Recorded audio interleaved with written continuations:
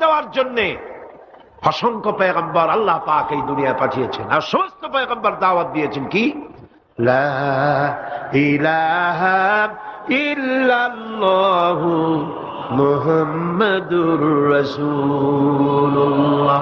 সবাই দাওয়াত দিয়েছেন লা ইলাহা ইল্লাল্লাহ, লা ইলাহা ইল্লাল্লাহ, লা ইলাহা লা ইলাহা ইল্লাল্লাহ। কোন ইলাহ নাই, কোন আইনদাতা নাই, কোন বিধানদাতা নাই, কোন শাসনকর্তা নাই, আল্লাহ ছাড়া কেউ নাই। বলে সুবহানাল্লাহ।